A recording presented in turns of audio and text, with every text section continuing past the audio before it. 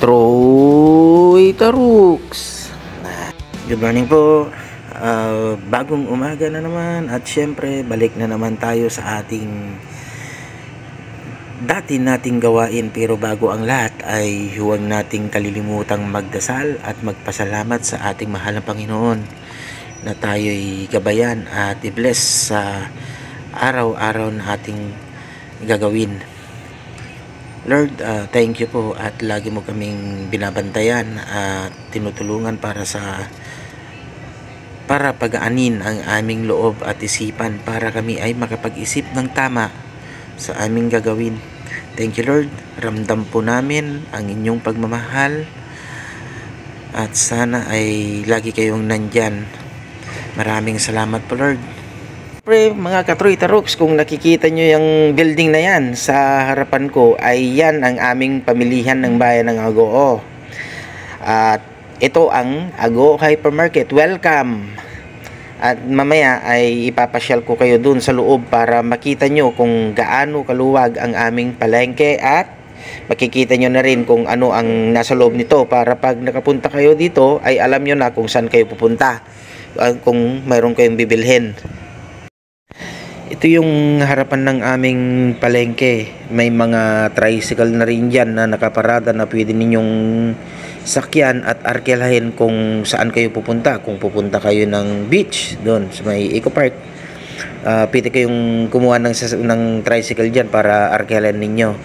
At ito pala yung, yung entrance papunta sa loob dito sa palengke namin. Ayan. Yan yung papasok na tayo. Bali naka-slow motion tayo para mas para mas ma-feel ninyong panuorin at makita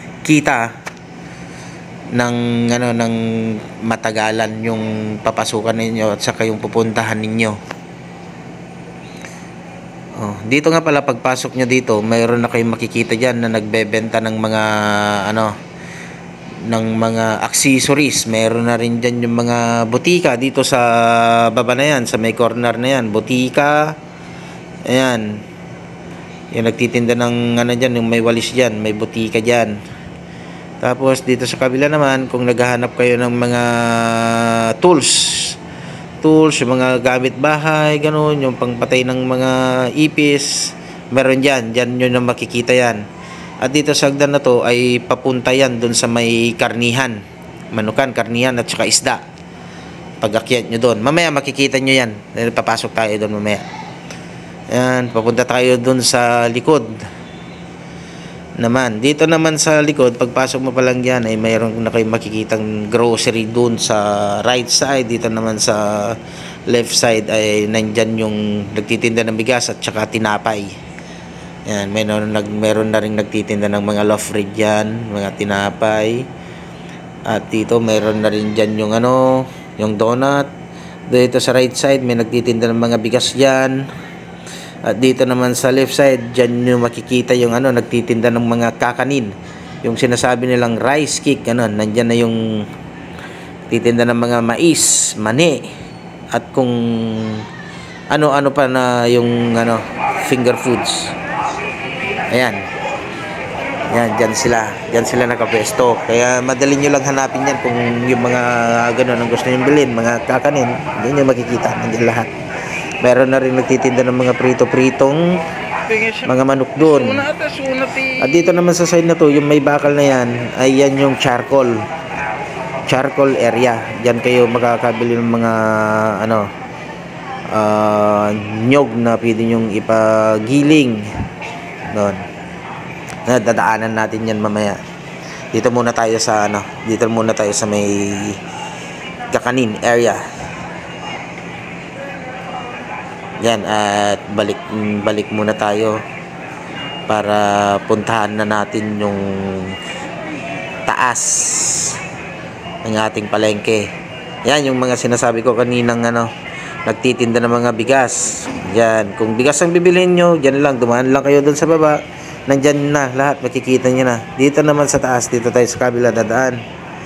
Imbis na doon sa may hagdan, dito tayo sa kabila.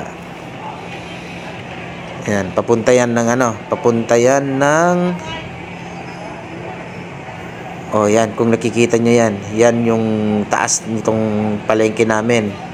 Doon banda sa nakikita nyo, doon yung mga nagtitinda ng isda.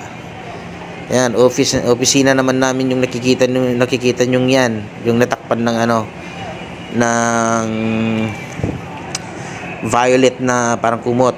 Dito naman ay sa may manukan meat section naman itong nakikita ninyo. Kaya kung gusto nyong bumili ng isda o kaya yung karne, akyat lang kayo doon sa sinasabi ko kanina. Pwede doon sa may hagdan, pwede dito sa kabila. Nandito na rin yung mga nagtitinda ng mga tinapay din. May mga tinapayan din dito sa harap ng opisina namin. Kaya madali lang hanapin. Hindi kayo mawawala pagpunta nyo dito. Yan, ito na yung ano, chicken stalls. Yan, mga nagtitinda ng mga manok. Yan sila. Pagpasok niya pa lang dyan, meron nang nag-aabang natin mga tindera dyan. Magtatawag na yung mga yan. Ayan, dito naman sa may seksyon, yung mga nagtitinda din ng mga baka, karne ng baboy, ganyan.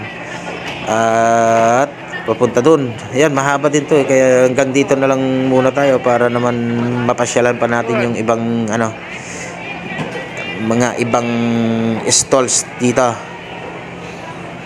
Ayan, mga langgunisa. Masarap yung mga langgunisa namin dito sa Agoo. Dinadayo pa namin yan sa may San Fernando o kaya kung saan banda dito sa may La Union. Dito naman yung pinakaharap dito sa taas. Ayan, may nagtitinda na dyan. At nandito na tayo sa may fish section naman tayo. Ayan, dito sa may stand. Magkakatabi lang yan. Karnihan, gulayan, tapos fish section nandyan na. Hindi na kayo mawawala pag nandito na kayo sa taas. Hindi na kayo mawawala. Magkakatabi na yan pang ano na yan, pang maramihan na. Yan, yung mga ano, laman dagat, tahong. At papunta na tayo dito sa may dry goods. Ano naman tayo dito sa may daingan. Dried fish section naman tayo. Yan, may mga bagoong, suka, bagoong section. Yan yung mga daing na pusit, yan yung makikita lahat, mga klase ng daing dito sa taas. Harap lang to ng aming opisina. At dito naman yung ano, fruit section naman tayo. Fresh fruit section. Dito nyo makikita yung mga bagong prutas, bagong dating. Ayan, makikita nyo yung mga apples, kung anong gusto yung prutas, pwede dyan. Tapos, katabi niya ang, yung katabi niya dito, banda dito sa left side, is yung, ano, egg section naman dito sa kabila. Ayan. May ba't ibang klase ng itlog, may small, medium, large, nandyan na. Kung gusto nyo ng small, mayroon dyan. Kung gusto nyo ng medium na mahilig sa medium na egg, nandyan. Yan. At pupunta na tayo dun sa may vegetables. Ito, bagyo vegetables na makikita nyo dito. Yan. Fresh na fresh pa yung mga yan kasi kararating lang kanina. Nanggagaling din ng bagyo yung mga paninda nila. Dito tayo. Sa may vegetable section, mayroon din kayo makikitang nagtitinda ng mga bulaklak. Pwede ninyong pangregalo sa mga girlfriend ninyo, mother dear ninyo, ayan, asawa. Dito sa tabi niya, ito naman sa may likuran ng fish section din to. Kasi magkaharap at saka likod yan. Ayan, magkakatabi din lang naman yung ano, yung fish section at saka yung daing sa may bagoongan. Ayan yung mga paninda nilang mga daing. May pusit, mayroong yung mga isda, yung mga espada, nandyan, malilinis yung mga yan. May mga bagoong na gawang Ilocano, sukang Ilocano. Yan yung makikita lahat. Yung mga gustong bumili at may pampasalubong kayo pag uwi nyo dun sa Manila o kaya kung saan man kayo uuwi sa sulok ng Pilipinas, yan. Alam kong marami din kayong ganyan, pero tikman nyo din yung manggagaling dito sa amin. Ayan. At nandito na tayo sa baba, papunta naman tayo ng dry goods section. Ayan, dry goods section, katabi niya yung mga butika. Pwede kayong bumili ng mga dyan, RTW na damit. Ayan, yung mga RTW, may mga gown dito kung yung mga naghahanap ng may ikakasal o kaya debut. Ayan, mga pageant, dyan yung makikita. Filipiniana, nandyan na rin kung yun yung ninyo, pinagtatrabuhan ninyo. Tapos meron na rin dyan yung nagre-repair ng mga cellphone. Ayan, papunta ng yan. Pag diniretso mo yan, papunta ng Muslim area yan. Ayan, may nagsiserox din dyan. Kaya pag pumunta kayo dito, hindi na kayo mawawala. Kasi pag yung mga hinahanap ninyo, halos nandito na lahat sa loob ng palengke namin. Kahit sang sulok kayo pumunta dito sa loob ng palengke, nandyan yan. Ayan, meron dyan yung mga accessories, mga tsinelas. Yung mga pudpud na mga tsinelas dyan, pumunta lang kayo dito, bumili na ng bago. Ayan, tapos dito diretso tayo. Kasi yung loob ng palengke namin, paikot lang yan, paikot-ikot ka lang diyan, makikita mo na lahat, halos nandiyan na. Sa baba. Diyan may parlor diyan. Pati market. Yan din yung mga parlors dito sa kabila.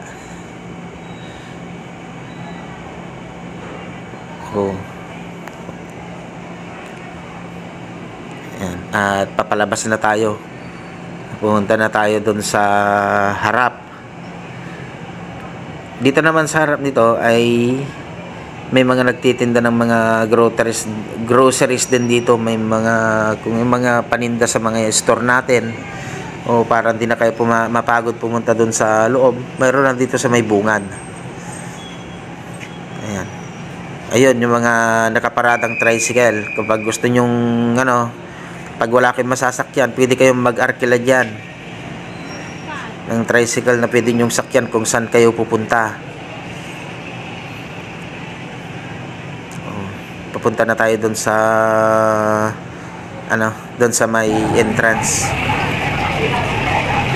At akyat na tayo dun sa may karinderya section at aking ipapakita sa inyo ang karinderya namin dito sa taas.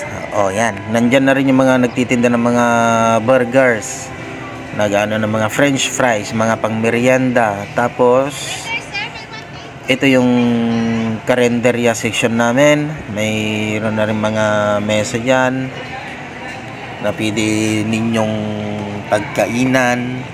Yung katabi, yung mga karinderya, yung mga iba't ibang pwesto na pwede yung pagpilian kung anong gusto yung ulamin. Ayan, pwede kayong mamili sa kanila kung saan nyo gustong kumain. May mga iba't ibang putahe silang niluluto. Ayan, malinis yung mga yan kasi may mga takip naman yung mga nila, mga palinda nila. Yan, diretso yan, hanggang dun sa dulo yan. Karinderya section yan. Basta kung nung nakikita nyo kulay berde, yan na, karinderya section yan. Yan, hanggang dito sa may, likuran ko. Yung mga nandun naman, yung mga food stand naman yung mga yan. Ayan, tapos na akong nag-round. Nakapunta na ako dun sa likod. Pumunta na ako dun sa may karinderya section, fish section, vegetable section, dun sa may meat section, tapos grocery. Yan, tapos ko nang inikot. Okay naman, wala namang kalat, wala namang makikitang nakakasira sa mata. Kaya balik na ako dito sa harap para hintayin na lang namin dito sa likod. Ay dito sa harap yung mga bisita namin. Kaso may pinuntahan pa daw, baka mamaya-maya nandito na sila. Nandito na ako sa harap ng market namin. Ayan. Ayan, Ago Hypermarket. At kasama ko yung mga enforcer. Tapos yung kasama ko dito sa market si Ronald. Ito yung ano namin. Ito yung harap ng market namin dito sa Ago. Mas magandang ano ngayon, mas magandang i-video ngayon kasi may araw. Mga katroy-trok, samahan niyo akong mag-ikot-ikot dito sa palengke namin. Ikutin natin itong harap hanggang doon sa likod, tapos pabalik ulit tayo dito mamaya. Sige. Iikot muna ako. Samahan niyo ako. At mag-ikot-ikot muna tayo habang wala pa yung mga bisita. Dito naman tayo dadaan sa kabila. Yan, may mga food stand din dito sa may harap. Yan, kung makikita doon sa may basement, tignan natin yung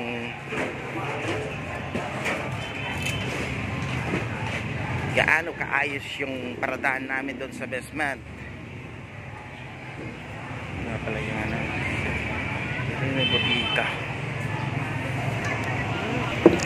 Yan, at pupunta na tayo doon sa may basement at dadaan tayo dito sa may sa may Musliman. Ito yung sa Musliman. Yung mga gustong magpa-repair ng cellphone diyan, yan, punta lang kayo dito.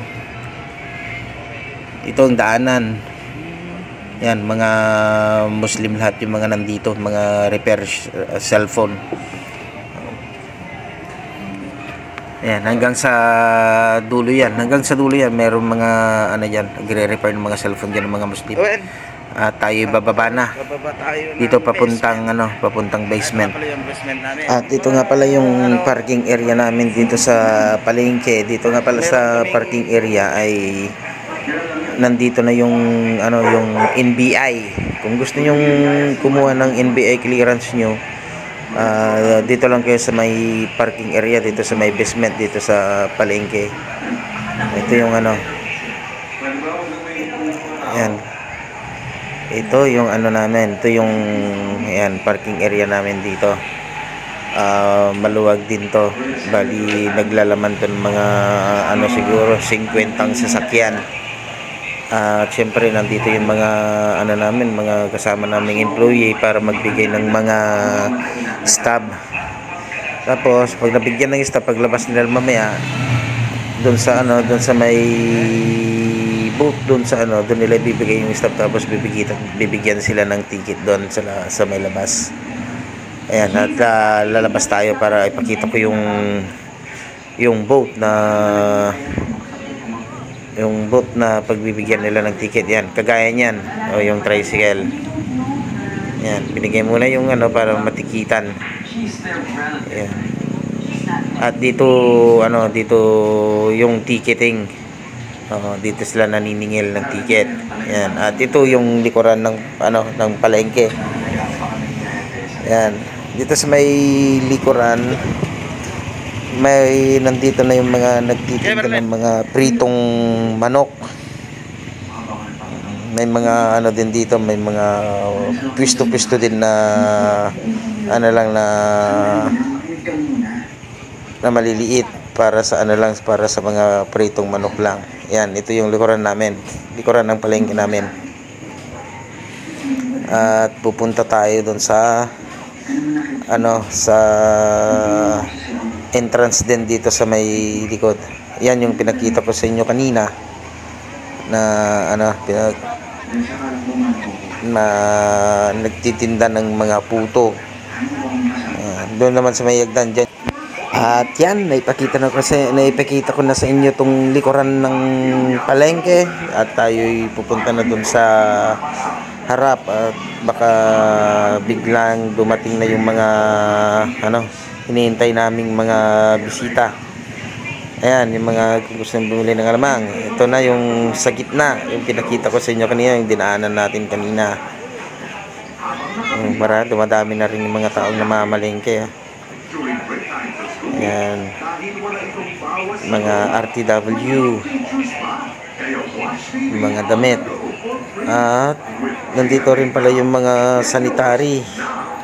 Ayan, na hinihintay din nila yung mga bisitang dadating. Buti naman at nandito kayo. Ayan, pupunta tayo dun sa labas para mag-abang-abang. Lawag ng daanan. At dito na tayo. Meron din tayong kasamang empleyado na naghihintay din. Pero anong oras na? Wala pa sila. At yan mga katroy-troops, at bumalik tayo dito sa may charcoal section kasi nga hindi natin nadaanan kanina kasi dumaan na tayo dun sa baba tapos dumiretso na tayo sa gitna, pero binalikan natin para maipakita ko sa inyo tong charcoal section para kung sakaling naghahanap kayo ng mga mga panindang mga itlog at kung mga pa alam niyo na kung saan kayo pupunta. Kung gusto niyo magpagiling ng nyug para sa panggata, nandito na rin.